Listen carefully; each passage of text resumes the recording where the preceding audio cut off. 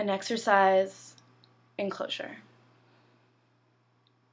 So, I'm not sure what I'm hoping to accomplish with this email, but I think I need to type everything down in order to let my brain move on. I'm not sure if I'll send this or not. I've been lying awake on this couch in my parents' basement for a while now. It's Christmas, and I can't stop thinking about all of these things I want to say to you. I feel so much anger and resentment toward you, and I'm not sure how I'm supposed to process it. I've tried to pretend you don't exist, or you're dead, or something. I don't know, but it doesn't work. Maybe I'm just in this weird wintertime funk. Maybe it's because it was your birthday 2 days ago. Maybe it's just a coincidence that you keep popping into my head. I mean, we only broke up 3 months ago. I calculated the time that had passed on some website, plugged in the dates between then and now. I think about how much I loved you and how much I still love you, and I get so mad. I don't want you to have that. I don't want you to give you the satisfaction of knowing how much I miss you, and it sucks. Because I'm telling you. And the way things ended was so shitty. So shitty I had to move away to deal with it. I thought physical distance would be enough.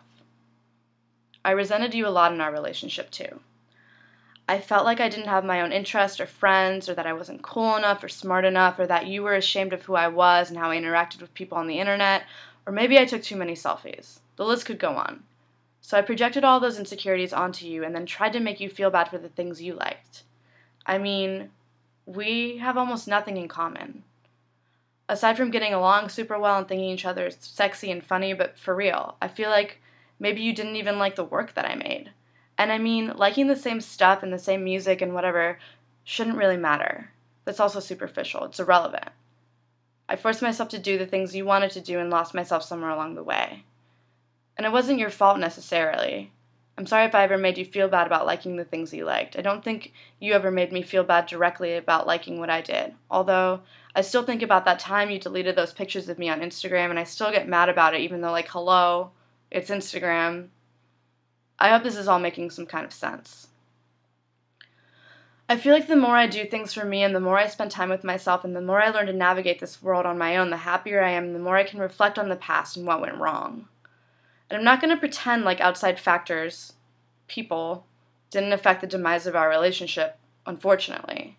But I won't touch on that any further in this email. I got so mad after texting you happy birthday the other night. I got mad at how you responded and then felt stupid for even reaching out to you in the first place. And maybe the only reason I'm writing this email is about what you said that night I saw you. I know you meant it, and that's why I'm so confused. I don't know what I want from you, but I know that something is up in my brain and it's not normal and it's scary, and I guess I just don't know if I'm ever going to get the closure I need or want.